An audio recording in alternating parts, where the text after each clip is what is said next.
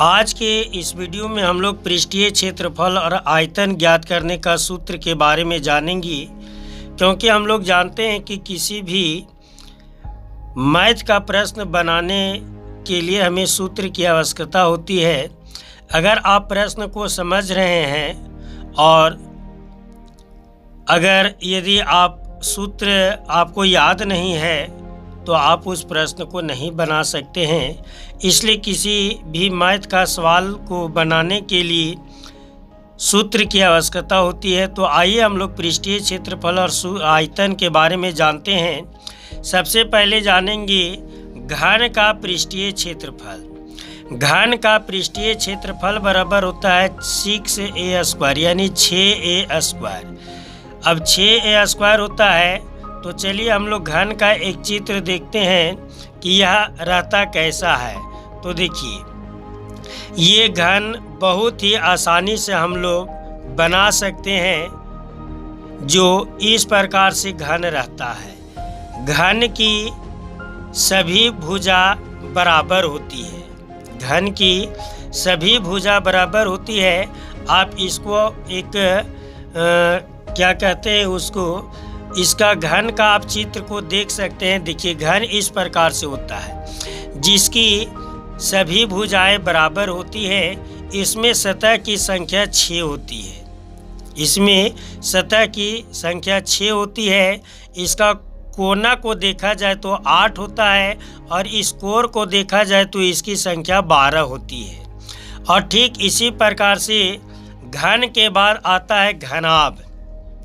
घनाभ का पृष्ठीय क्षेत्रफल बराबर होता है 2 × LB + BH + HL।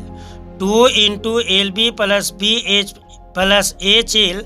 अब घन में अभी तुरंत बताया गया कि सभी भुजा बराबर होती है, जबकि घनाभ का लंबाई, चौड़ाई और ऊंचाई, लंबाई को संकेत में L से, चौड़ाई को संकेत में B से, ऊंचाई को संकेत में A से, यानी लंबाई, चौड़ाई और ऊंचाई तीनों अलग अलग होता है। तो आप इसको जान सकते हैं कि जिसकी लंबाई, चौड़ाई और ऊंचाई तीनों अलग अलग होती है, इसे घनाभ के नाम से जाना जाता है। और घनाभ जिसको आप देख सकते हैं, घनाभ इस आकार के होता है।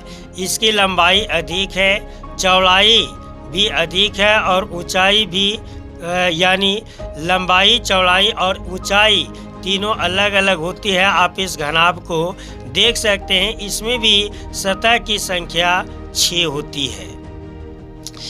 इसके बाद हम लोग चलते हैं अगला सूत्र, बेलन का पृष्ठीय क्षेत्रफल।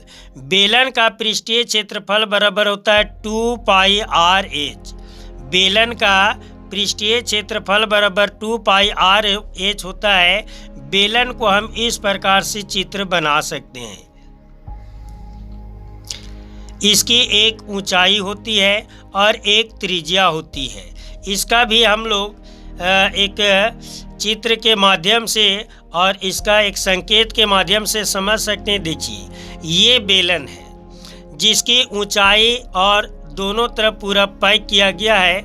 ये बेलन के आकार का है। इसका एक त्रिज्या भी होता है और एक ऊंचाई भी होता है। यानी इस प्रकार से चित्र को हम आसानी से बना सकते हैं।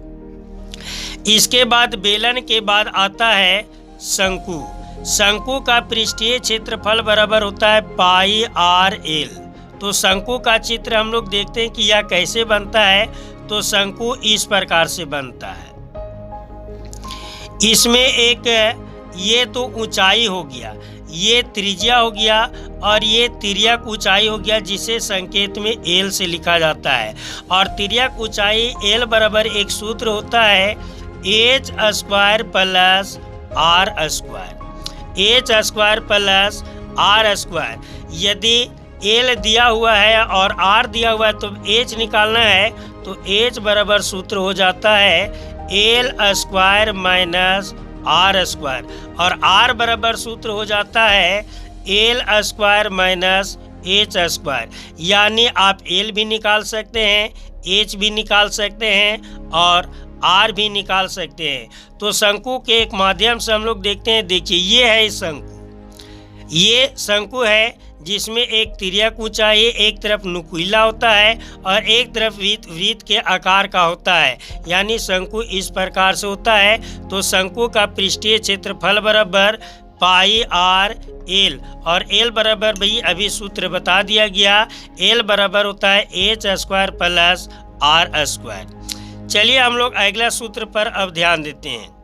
अगला सूत्र है अर्धगोला का पृष्ठीय क्षेत्रफल बराबर 2 पाई आर स्क्वायर। अर्धगोला का पृष्ठीय क्षेत्रफल बराबर 2 पाई आर स्क्वायर। तो 2 पाई आर स्क्वायर होता है। अब इसको हम लोग देख सकते हैं अर्धगोला। सबसे पहले हम लोग देखेंगे कि गोला कैसा होता है। तो गोला इस प्रकार से होता है, देख लीजिए। और इसको अगर यदि हम 2 भागों में कर देते हैं तो यह सीधे अर्धगोला के आकार का बन जाता है। तो चलिए हम लोग अर्धगोला को भी देख लेते हैं। इसका चित्र इस प्रकार से है। देखिए ये है अर्धगोला, इसको हम रख देंगे, ये अर्धगोला बन जाता है।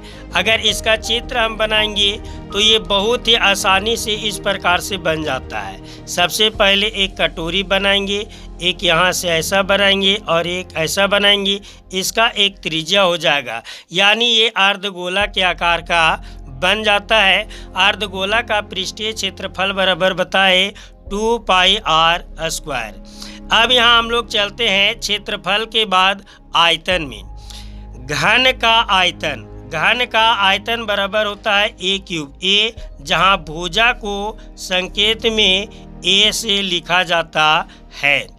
घनाभ का आयतन, तो घनाभ का आयतन बराबर लंबाई गुने चौड़ाई गुने ऊंचाई। अभी घनाभ का भी चित्र दिखा रहे थे और हम लोग देख भी रहे थे।